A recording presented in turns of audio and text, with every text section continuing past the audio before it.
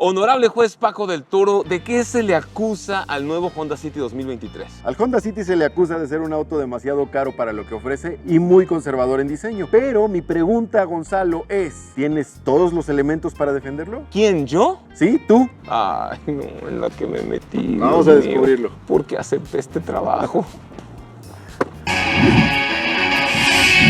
Las principales razones por las cuales alguien se compra un Honda City es: número 1, porque ya tuviste un Honda y te salió bueno y quieres repetir. Número 2, porque ya tuviste un Honda y te salió bueno y quieres repetir. Número 3, porque te gusta mucho el diseño de Honda y sientes que el City es como un Civic pero más chiquito pero igual de bonito. Y número 4, porque nunca has tenido un Honda pero has escuchado que las personas que sí tienen uno están muy contentas. Ahora, Gabo Salazar de Autodinámico dice que el Honda City no es ni de aquí ni de allá. José Miguel, el dios de los autos, se pregunta si el Honda City es el mejor auto barato, y yo me pregunto dónde vive para que el Honda City le parezca barato. Rodrigo de Motorren lo compara con el Kia Rio y se pregunta cuál de los dos es la mejor compra, y nuestro brother de Kings Indian desde la India nos dice que hay un problema crítico con el nuevo Honda City. ¿Pero realmente está a la altura de las expectativas de sus dueños o sus competidores son mejores? Lanzamos una encuesta acerca del Honda City y ustedes nos preguntaron. Ámbar Cedillo A, ¿qué trae en seguridad y equipamiento? Tiene lo menos que se podía esperar por un auto de ese precio y de ese segmento. Además, La versión tope de gama trae todas las hadas de Honda Sensing. Francisco Zurita nos dice su rendimiento de combustible real en ciudad y qué tal suena su sistema de audio. Consumo real en Ciudad de México, con tráfico del infierno, pero también agarrando algunas vías rápidas en la ciudad, a 2000 metros sobre el nivel del mar, 15 kilómetros por litro, que no me pareció nada despreciable con el aire acondicionado encendido. Yo creo que si me da ese rendimiento en una ciudad con tráfico del infierno, a nivel del mar en Mazatlán, Sinaloa, fácilmente le saco 16, 18 kilómetros por litro reales en ciudad. Y en carretera, más. Ese motor Earth Dreams, bien ahí, Honda. Acerca del sistema de sonido, está bueno, pero hay un detalle, pero aguanta. Sí aguanta, son 6 bocinas. La ficha dice que 4 por alguna razón, pero sí son 6 bocinas, son 4 medios graves y 2 agudos, 2 tweeters. Emilio Ferral, ¿cuánto hace el 0 a 100 en modo Sport o manual? Quédate más adelante y te vas a dar cuenta en el video. Ángel Castillo, ¿qué tal se comporta su motor en carretera? El motor, bien. La programación del acelerador y la transmisión, ahí es donde hay que ponerse trucha. Lo primero que tienes que saber es que hay un modo Econ para ahorrar combustible. La marca solo lo recomienda usar en ciudad. En drive regular me fue bien, pero en lugares como Ciudad de México, donde en las vías rápidas, si te quieres incorporar a periférico, Tienes que ser rápido, la respuesta del acelerador en modo drive normal me quedó un poquito a deber. Pero hay una opción, el modo Sport. Ahí sí ya mejora muchísimo la respuesta del acelerador. CDTV nos dice, confiabilidad, ¿qué tan buena es su calidad? Yo no conozco un dueño de Honda hoy. De cualquier Honda. Ni de moto Honda, ni de motor de lancha Honda, ni de avión Honda, ni de auto Honda, porque tenemos que recordar que Honda es una empresa de movimiento. Que haya quedado descontento con la marca. La verdad es que todos los que conozco han quedado fascinados y han repetido con un Honda o subido incluso de segmento. Sí. Entonces, en calidad y confiabilidad, la verdad es que mis respetos. Honda no es una marca para carteras tímidas. Eso hay que decirlo. Y que tal vez por menos de lo que cuesta un Honda te puedes llevar autos que pueden tener el mismo tipo de características, pero no necesariamente el mismo tipo de fiabilidad a largo plazo. Carlos Mejía, caro. Desde la versión básica está muy austero y valor por tu dinero no lo vale. Pues creo que no estoy muy de acuerdo con Carlos porque creo que sí hay una relación costo-beneficio bien balanceada. Sí hay autos menos costosos de otras marcas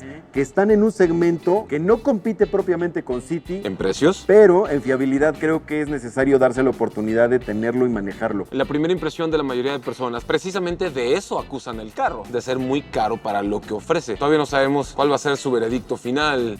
Bueno, vamos a ver qué es lo que tiene Honda City. Para empezar, una pantalla táctil del sistema de infoentretenimiento de 8 pulgadas que de una manera muy inteligente le hicieron ver más grande porque tiene un marco negro que no es parte de la pantalla táctil. El ambiente gráfico no es bonito, no, nada, ni poquito, pero es compatible con Android Auto y con Apple CarPlay, lo cual ya te lleva a un ambiente gráfico más agradable. Y me gusta que tiene botones físicos, porque a veces, mientras vas rodando en el auto, es difícil poder encontrar alguna de las opciones en la pantalla táctil y atinarle. No me gusta que no tiene una perilla para el control de volumen, sino 2 botones y uno para el apagado, y también los tiene aquí en el volante. Esto está bueno porque es un volante que tiene mandos en los brazos de los costados y están los botones grandes y fáciles de acostumbrarse a utilizarlos. Controles de volumen, cambio de track, fuente de audio, contestar, colgar llamadas, mandos de voz y control crucero. El centro del volante está bonito, muy Honda. El grueso del aro está bueno, es bastante ergonómico y el diámetro total está bastante decente. El clúster de instrumentos es uno completamente análogo, pero tiene al centro una pantalla digital monocromática que te entrega la información básica de tu viaje. En el tablero, las rejillas del aire acondicionado son raras, están extrañas, porque de pronto tienes un marco de plástico en imitación de aluminio cepillado que aquí arriba no tiene nada, pero aquí tienen las rejillas. Son raras, no me encantan para ser bien honesto, pero son funcionales. Yo sé que a Gonz le gustan las parrillas más grandes del aire acondicionado y sobre todo en la parte alta, porque donde él vive, en Sinaloa, hace demasiado calor y a él le gusta que el aire te dé directo en la cara. A mí me da igual si están abajo, si están arriba, que enfríen bien el auto, pero sobre todo que se vean bonitas. El aire acondicionado es uno automático de una sola zona con unos controles bastante simples y un display digital muy claro, que está bueno, que tienes bastantes portaobjetos. De este lado tenemos uno en esta parte, hay otro de este lado, aquí hay dos portavasos. No sé si me encanta la ubicación porque de pronto vasos muy largos no caben. De este lado tenemos en la consola central un portaobjetos suficiente como para poder poner la cartera, yo no lo recomiendo. Acá tenemos un descansabrazos forrado en tela que está bueno y está acolchadito, y al interior tenemos de muy buen tamaño otro portaobjetos, revisteros en las puertas con portabotellas. De este lado están los controles de los vidrios eléctricos. El único elevador que tiene función automática de un solo toque es el del conductor. Todos los demás hay que acompañarlos en todo su trayecto. Puedes bloquear las ventanillas de los demás ocupantes y también puedes aquí activar y desactivar los seguros. Tienes de este lado los controles de los espejos laterales. Con este botón puedes abatirlos eléctricamente, no tienes que salir a hacerlo ni sacar la manita por la ventana. Es de llave presencial, no es necesario insertarla en ninguna parte. Aquí está el botón de encendido, está bonito, está bien ubicado. Con este auto tú puedes nada más acercarte al vehículo y con el hecho de que traigas la llave en el bolsillo, los seguros se abren, no necesitas suprimir ningún botón. Algo que creo que podría cambiar son dos detalles que tenemos aquí arriba. Uno, el espejo retrovisor de función día-noche, que por el precio ya podría ser un espejo electrocrómico, pero no lo es. Y otra, las viseras tienen espejos de vanidad, pero no tienen luces de cortesía para los espejos. Yo sé que eso no es importante para Gonzalo, pero para su novia sí. El espacio para cabeza es bastante bueno. Yo con mi 1.70 tengo más de un puño de distancia y el asiento está arriba. Es ajustable en altura, entonces tú puedes bajar el asiento o subirlo de manera manual con una palanca. El volante es ajustable, telescópico y de altura. Eso está muy bien. Hay un elemento que a nadie le importa, pero a mí sí, y es el switch de las intermitentes. Tiene que ser un botón